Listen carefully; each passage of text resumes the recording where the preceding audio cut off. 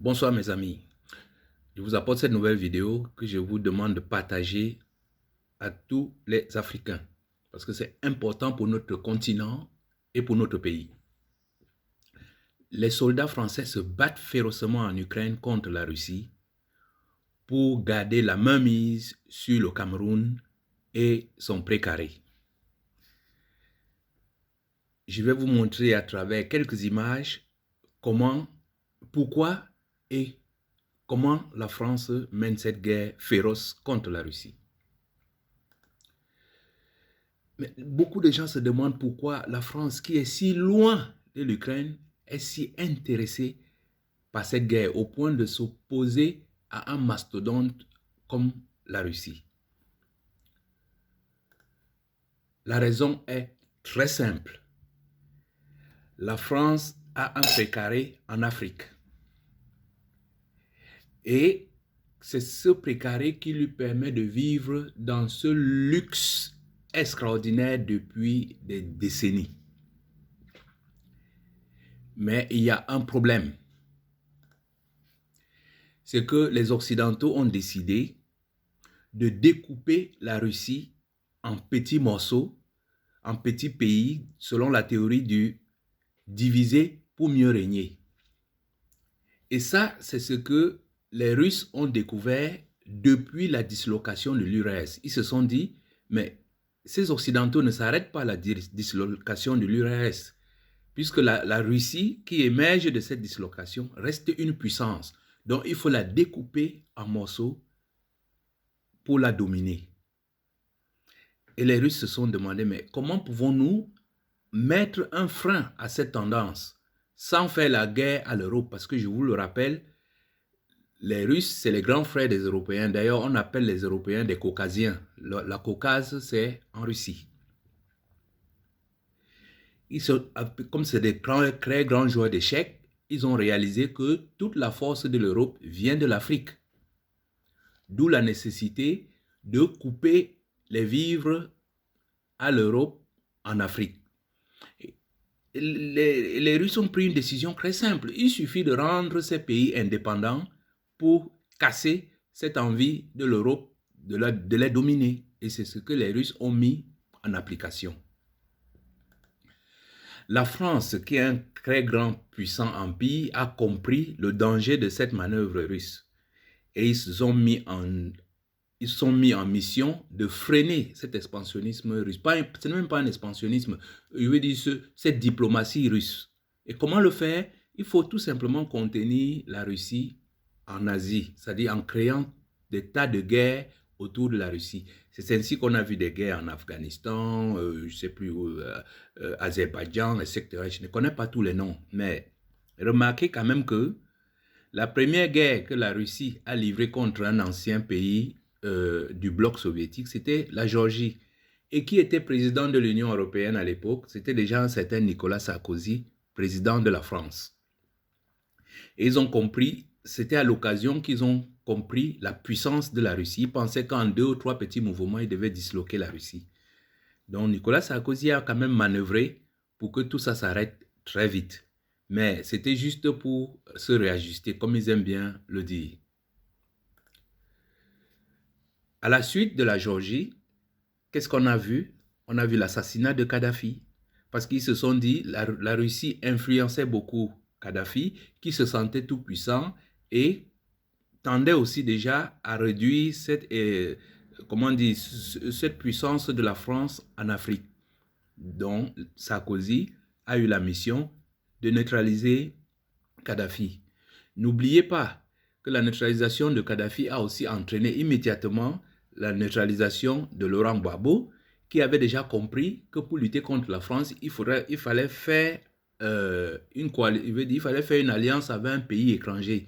Il avait choisi des Bélorusses, mais il aurait dû choisir les Russes à l'époque. Mais les Français avaient compris que très vite, il va se tourner vers les Russes. C'est pour ça qu'on l'a éliminé rapidement, sans demi-ménage. Ensuite, en 2014, arrive un certain François Hollande au pouvoir en France, qui, dans la même mission, va dire, pour contenir la Russie, il faut relancer la guerre d'Ukraine. Et une fois de plus, ils ont vu la puissance de feu de la Russie. qui les a obligés très rapidement à trouver des négociations avec, là vous voyez Angela Merkel, c'était pour les accords de Minsk. Donc la guerre d'Ukraine n'a pas commencé il y a 2 ans, elle a commencé depuis 2014.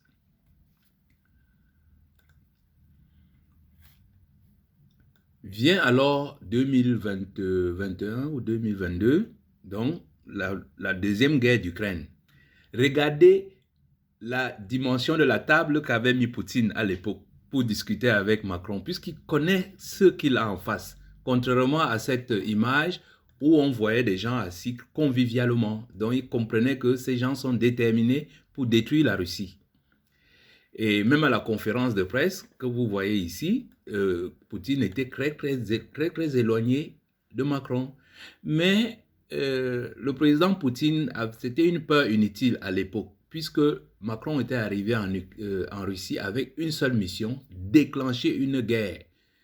Et cette guerre-là était nécessaire pour la France, parce qu'on commençait déjà à voir vraiment les conséquences de la diplomatie russe en Afrique avec le Niger, le Mali, le Burkina Faso, le RCA. Il fallait faire quelque chose pour les stopper.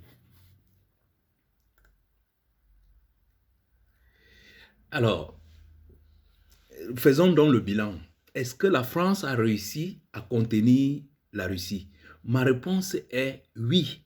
La France a vraiment réussi son coup parce que cette guerre a entraîné beaucoup de morts de soldats russes, monopolisé énormément de matériel militaire russe que la Russie aurait pu mettre à la disposition des Africains pour lutter contre ces terroristes que les Européens ont fabriqués. Donc de ce point de vue-là, rien que sur le fait d'avoir mobilisé les militaires, les Russes et tout ça, ça a vraiment calmé la diplomatie russe sur le continent africain.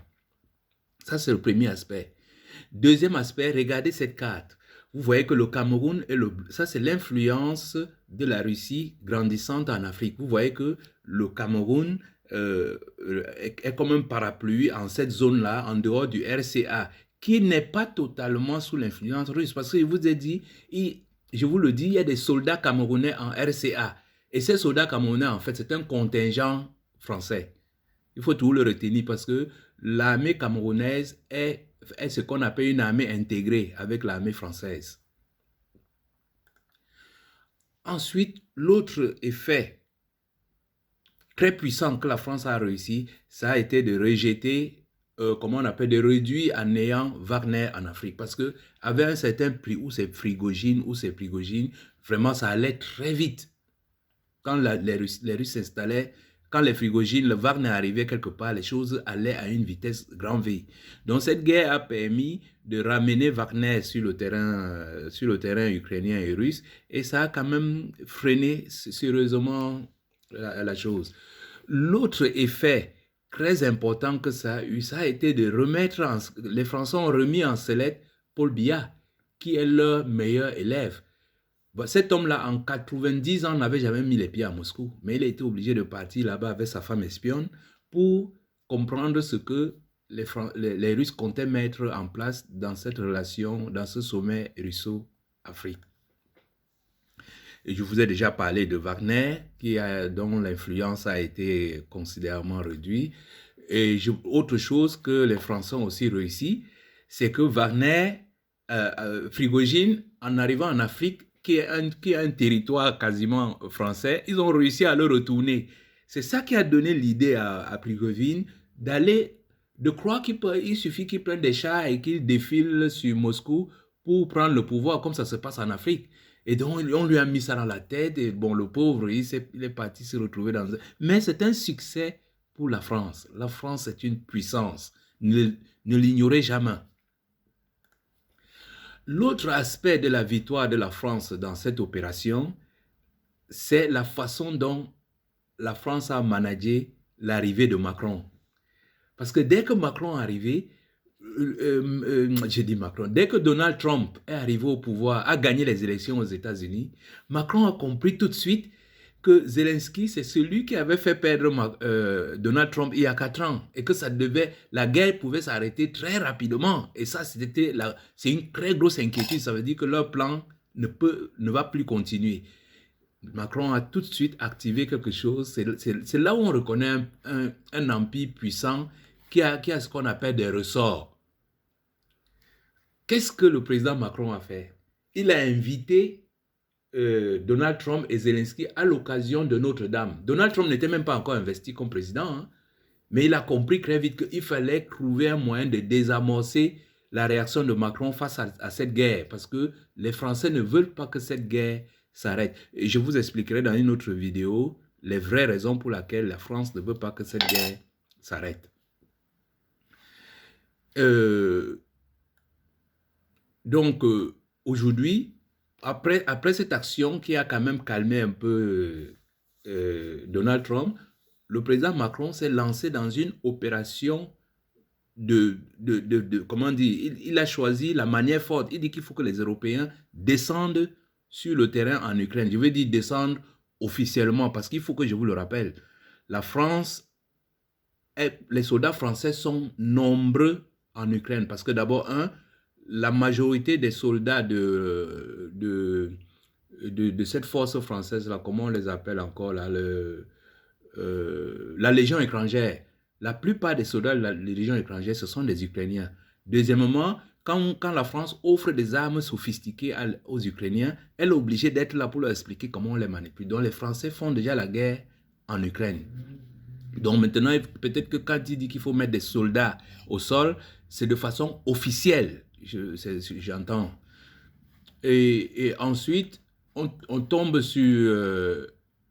ouais, je me suis un peu embrouillé dans mes papiers là. Voilà. Donc, la plus grande victoire pour l'instant, au-delà de tout ce que nous avons cité là, c'est la victoire diplomatique. Qu'est-ce que j'appelle victoire diplomatique? C'est-à-dire, il y a le nouvel ordre mondial qui est en train de se mettre en place, où on va revenir quasiment aux années 1500 ou aux années 1800. C'est la jungle.